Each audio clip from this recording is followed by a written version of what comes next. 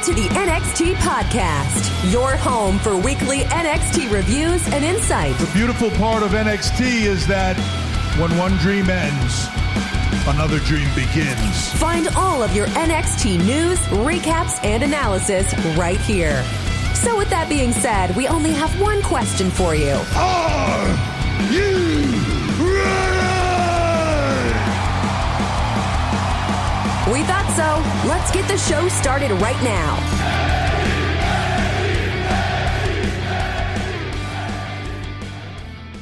What's going on, guys? It's Chris with another NXT review. It's the show we're reviewing today, 12/4. Big show. We're about 10 days out from Survivor Series and War Games. What a fantastic pay-per-view that was. Not a lot going on this week in WWE. It's very strange. You know, there was a new title shown for The Fiend. Last week we mentioned how they changed it to blue. This week he went out with a Fiend face title. So his face is actually on the title from now on, and it's a little strange, when I saw that they were selling that title online. Like, I'm a big Fiend fan. I'm a big Fiend merch fan. Haven't been to a show in quite a while, but definitely, moving out here to Vegas in May, I just missed a show. There was one like right after I moved here. It was a SmackDown in, I want to say in September or so, but at the time I worked nights. Now I work all days and sometimes late nights, but I work all days, and so I do get to watch NXT and any other wrestling. I choose to just watch NXT, catch the highlights of everything else. Appreciate you guys listening. You can follow me on Twitter at @TheCOPlaceToGo. Also on Twitch at @TheCOPlaceToGo. And of course at _WWE_podcast on any of your podcast platforms where you can hear this. It is something that I'm trying to work on the Twitch. It didn't work out. My computer is, oh my God, I don't know, probably 7 years old for my laptop. I do have a newer one, but for some reason OBS doesn't really work great on either one of these. I don't have any good gaming ones or anything like that. So what I'm going to do is I'm going to attempt to get this working video. I did a little bit last week, but it put out little snippets, like little small videos, and I wasn't 100% sure how it would come out. Obviously, it didn't come out super great. Continuing on this week in WWE, Seth Rollins turns heel. Well, the beginning of the heel turn happened, was it a week or two ago?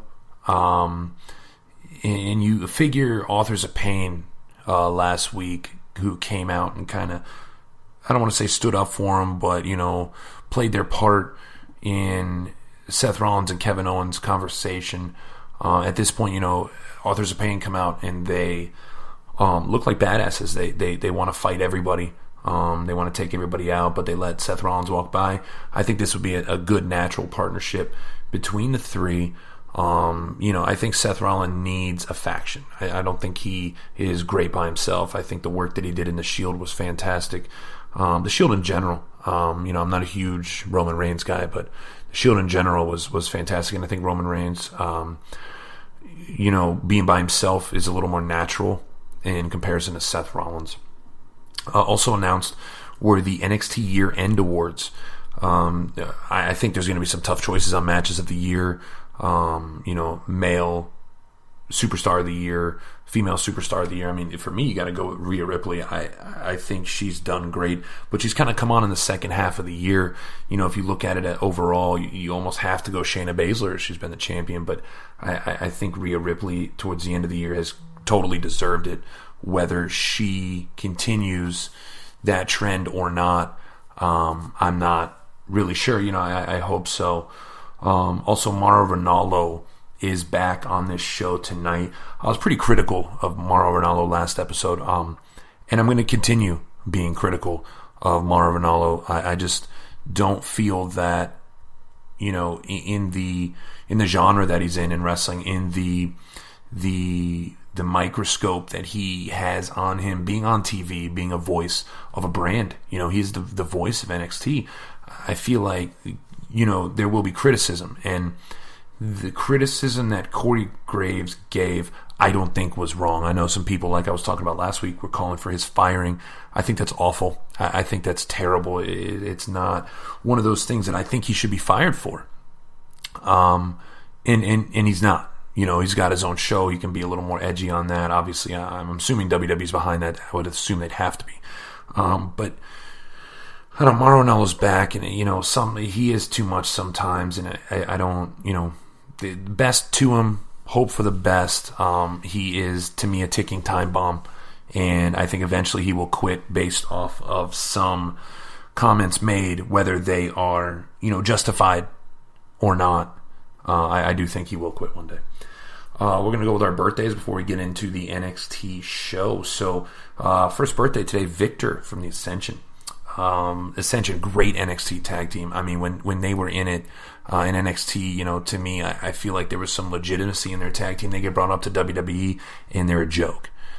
They get brought up, they're made into bootleg Road Warriors for a little bit. They're still up there now. I don't, Connor and Victor, if they were back in the NXT tag team division, I think it would be fantastic for the division, because to me, it's lacking teams. But yeah, they were brought up and used improperly. One thing I found interesting about Victor is that he was trained in the Hart Dungeon by Bruce Hart. I was very surprised to know that. So that, that's one positive, and I think they do great work in the ring. Another one is Brooke Tessmacher. You miss Tessmacher, She was part of the Extreme Expose with Kelly Kelly for WWE's version ECW. Mainly spent time in TNA. That's pretty much what she's known for. Also, in the past, has done modeling with Hawaiian Tropic and for Hooters. Hooters, a company that I've worked for previously about 8 years in my life. Recently, working for a sister property, at a property out here in Vegas for them. But yes, so that is. She was 35. Victor turned 39. So. Young. Victor's young in comparison to what I thought. Brooke is doing fantastic. I think around the Chicago area, I believe she was, if I'm not mistaken. Looking at last week's matches for NXT, what really stood out for me is Balor versus Ciampa. Obviously, two guys who are in the title hunt. Adam Cole comes out towards the end. Balor interferes. Cole picks up the win on Ciampa. You have Balor standing with Adam Cole towards the end. He turns. I mean, if you want to call it a turn, wouldn't necessarily say that they were together ever, but he turned on Adam Cole with a nice bicycle kick at the end. And then the first match of the night, you had Keith Lee and Dominic Dijakovic versus Undisputed Era, and it started out Kyle O'Reilly, Bobby Fish. Bobby Fish did get injured in that, what to me looked like a concussion. Looks like he landed on his head. And you had Roderick Strong come in. Undisputed Era picks up the win, but it was a very good match that I think those two matches alone are worth watching. Last week's show. Some of the promos that stood out, obviously, at the beginning, there was a big celebration for the Survivor Series win. The War Games, just spectacular, that was put on Saturday night. The cheesy vignette by Cameron Grimes, who I think Trevor Lee is a great wrestler. Cameron Grimes not sold on his character yet, but he is kind of growing on me. At the beginning, I was like, can we get this guy out of here? But he was good. And then last thing on the show, which was kind of like a WWE.com exclusive, was the referee, Jessica Carter. It was her last match. She was heading to SmackDown.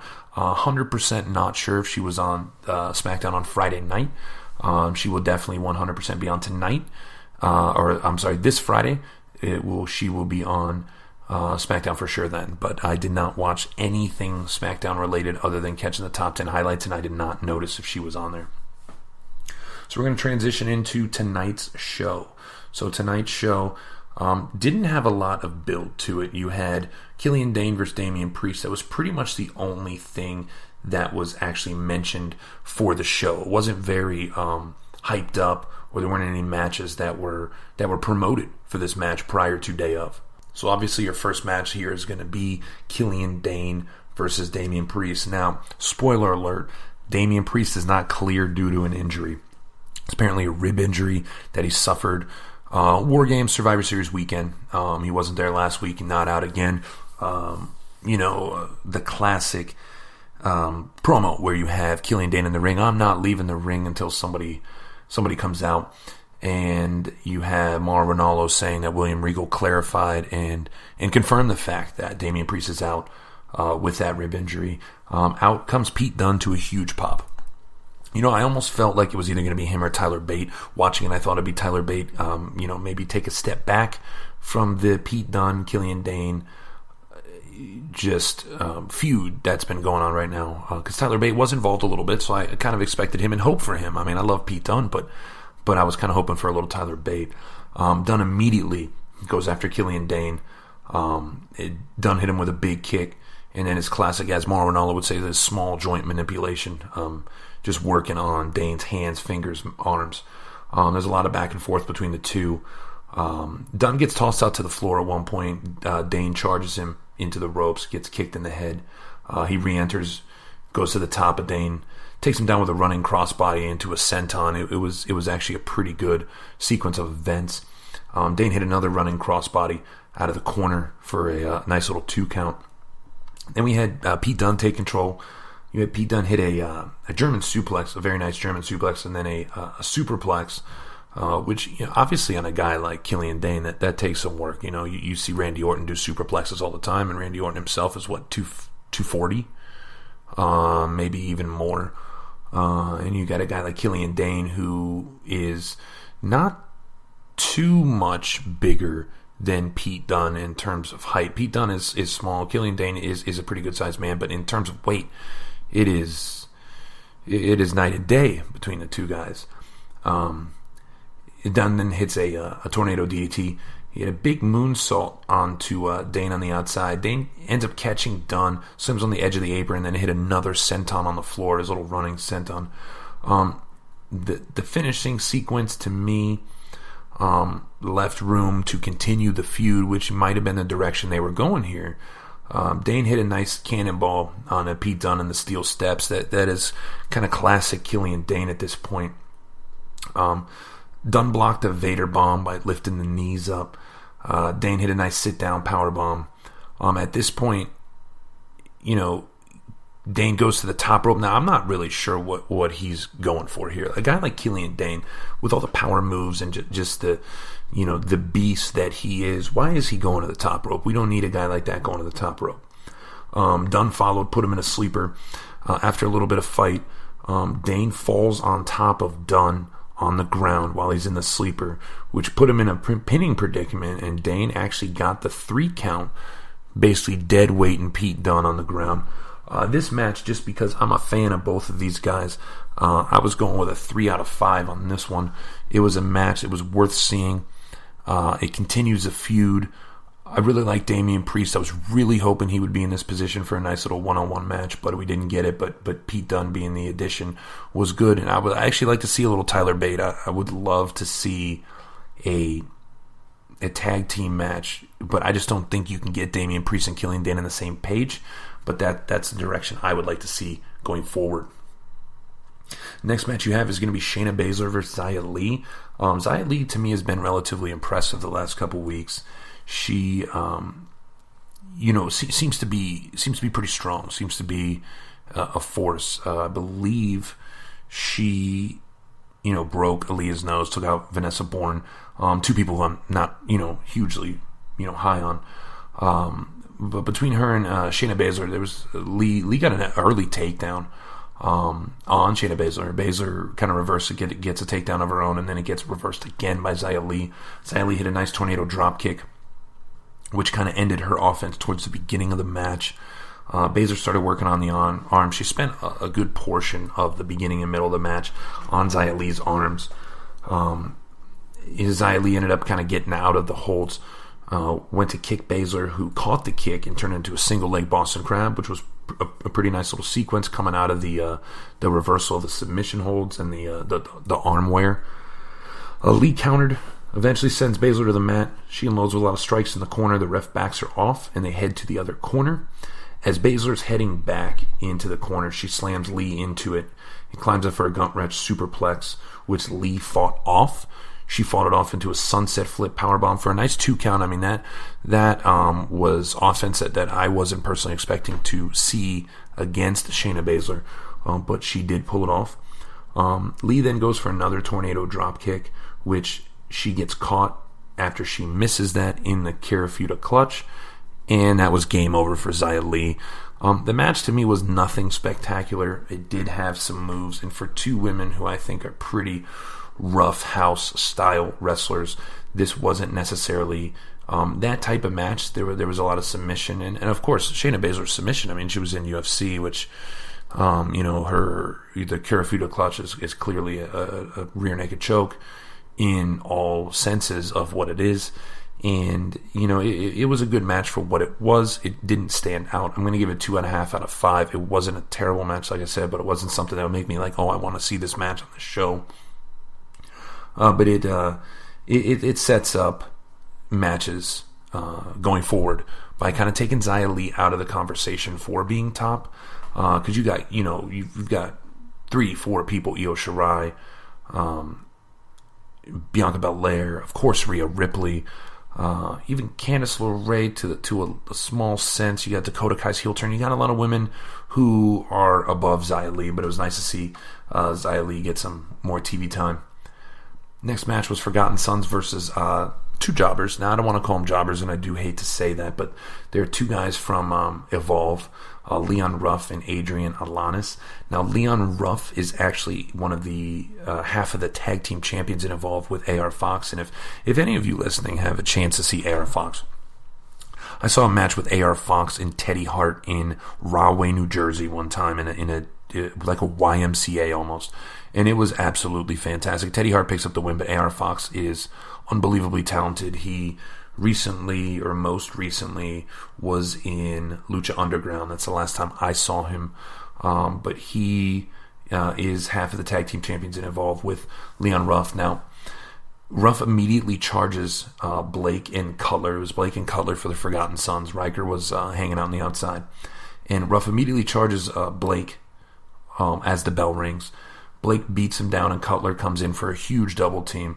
Alanis came in, but this match was a hugely forgotten, no pun intended, match. For me, it gets a 1 out of 5. It was the only thing that saved this match from being literally 0 was after the match, Riker grabs Ruff and chokeslam him from in the ring, outside over the ring apron, which to me was the best part of the match. That was a nice little sequence for me, but like I said, 1 out of 5. This match didn't have a lot going for it, in my opinion. Next match presented on the show is going to be Dakota Kai and Rhea Ripley. Very much looking forward to this once I heard this match was going to be on, just due to the issues at War Games.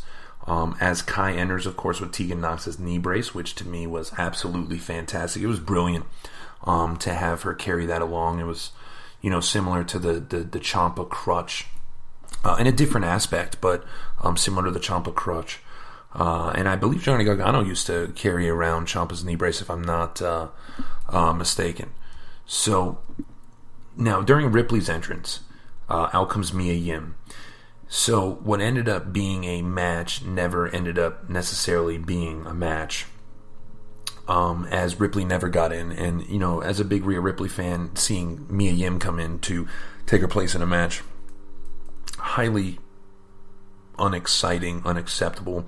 I'm okay on Mia Yim. A little rougher, I think, than a lot of the women in NXT and WWE in general. The outfit reminds me a little bit of Lita's outfits back in the day. Obviously not the charisma of Lita. Lita's one of those people that you can't really duplicate. But Mia Yim came down. She rushed the ring, takes Kai down with some strikes. Kai fights back. Yim hits her with a big boots that sends her to the floor. At that point, I was looking for a little bit of a fight out of Rhea Ripley, but Rhea just threw her right back in the ring. Classy. Got to stay classy. Dakota Kai ended up taking control. Yim counters with a kick to the head a few times, but Kai counters that with a kick to the head. Yim launched her into the barrier, and they start fighting backstage. So they take the fight backstage. So at this point, Rhea Ripley's still at ringside. Now, why is she still at ringside by herself? Why didn't she leave? Not 100% sure. Of course, Shayna Baszler's music hits. The Horsewomen triple team Rhea Ripley. Baszler makes her pass out in the Cure Feed a clutch. So it looked like she was passed out before that. On TV, you had Jessamine Duke and Marina Shafir holding and pulling both her arms against the ropes while you had Baszler kind of choking her out from behind and like pushing on her neck, and then gets her in the clutch. She goes to sleep. Baszler takes the mic and says she will give her title shot on December 18th. That is huge. That is 2 weeks from today, where I think will be Rhea Ripley winning. I just feel like, being at that point 6 weeks away from Royal Rumble and World Collide, I just cannot see Baszler keeping the title. I'd like to see Ripley go into that match, potentially with Kaylee Ray, for a title versus title shot. I would just love to see that, and I hope that's kind of the direction they go.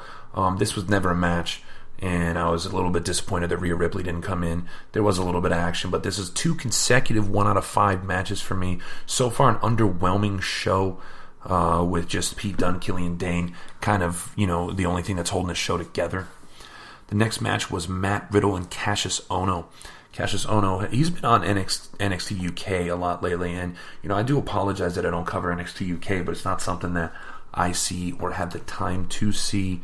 It will be a pay-per-view I cover, with the combo of both. So there's gonna be a lot of guys that I don't know. So I'm not, I know Imperium obviously, and some other guys on there, but I don't really know a lot about NXT UK. And Cassius Ohno to me is a guy who was really big back in the day. Left, kind of was around in the Indies for a while, came back. To me, he's almost a guy who puts over people, works with people. I think he is, almost a trainer in the ring at this point. I feel like that's kind of what he has become and what he should be. I mean, he's a vet. I've been around a long time. To me, he should be the guy that propels, future talent in NXT. The fans were clearly behind Matt Riddle in this match. There was a lot of, back and forth, locking it up at the beginning. They would break, size each other up. Ohno went to work down on the arm, but Riddle counters and takes Ohno down. Fans are, like I said, are huge with Matt Riddle in this match. Ohno with some knee strikes to Matt Riddle. He keeps control with another headlock. Riddle fights out, hits a big German suplex in the middle of the ring. I'm really impressed by Matt Riddle's German suplexes. Suplexes in general, but his Germans are looking great recently. Riddle unloaded with some kicks in the corner. Hits a nice running forearm to send Ohno to the floor for a little break. I would say he needed just a little bit of a break. Riddle had a nice running kick to the face, which is where we went to commercial. And, the thing about the commercial breaks in this is, sometimes it goes to full commercial, sometimes it doesn't. When it is on commercial, you get the little split screen, which I'm not a huge fan of. Back in the day, old school Nitro and Raw, they would go in a submission hold, and you could tell almost when they were going to commercial, when they were, 2 bigger guys who've been in the ring for 7 to 10 minutes, who are now both, there's a headlock on the ground, when in reality we should be in the climax of the match. We're going to commercial. It's not the same anymore. Back from the break, you had Riddle just taking out Cassius Ohno with kicks. Ohno kind of came back, hit a nice little chop to the throat, big boot to Riddle to just level him. He gets him in a submission, the middle of the ring, and then slams him out of the hole, but Riddle kicks out at 2. There was never a point in this match where I feel that Ohno had a true chance to win. But it's good to get a little offense in, obviously. You have then Ohno, who after this kick out, he kept Riddle grounded. Riddle finally got out and hit a nice senton on Ohno. Riddle missed a kick and a standing moonsault. At this point, Ohno grabs his feet, but Riddle lands a nice knee to the face. Riddle caught him with a bro to sleep and then a power bomb. And then Riddle go to the top to hit the floating bro for a very, very close 2 count. Ohno somehow still alive. Riddle's hit 3-4 big name moves. Ohno counters with a nice suplex and hits another big suplex across the ring. Ohno goes for his gotch lift, but Riddle resists. Riddle countered hit the ripcord knee and then the Bro Derek for the win, which is similar to like a tombstone suplex in a sense. That match, it had some good back and forth. Like I said, it's nice seeing Cassius Ohno back, knowing he's not going to come out with a win on someone like Matt Riddle. I give the match a 3 out of 5. It was actually pretty good, especially after the last 2 matches. I mean, this match was a 5 out of 5 compared to what we just recently saw before that. But like I said, 3 out of 5 on this. Next, we have returning Kushida, who was going to be facing off with Raul Mendoza, who I was pretty happy with the idea of this match in terms of for Kushida, because you don't want him to go against a big-name guy just because it is his first match back. You know, you never know the rust level and how he's going to be portrayed on TV.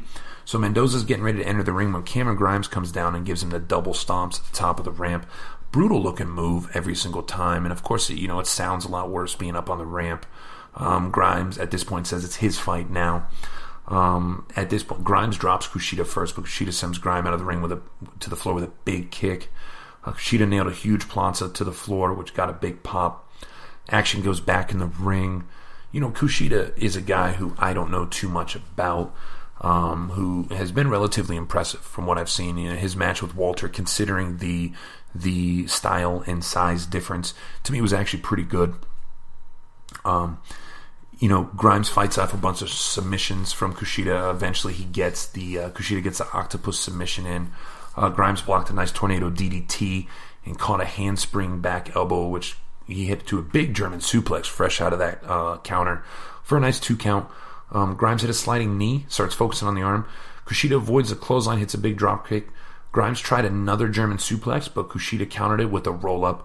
One of the underwhelming moves in wrestling today is that roll-up.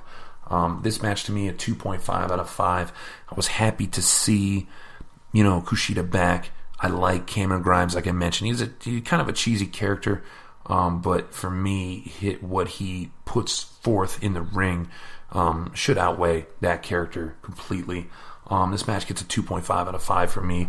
It loses the half point. It was going to be a 3 out of 5, but with that roll up for the win, it's one of those things. It's a shame that so many matches can be won by a roll up, especially when can be so much action. There are times where roll ups are needed. Back when Ric Flair wrestled, roll up.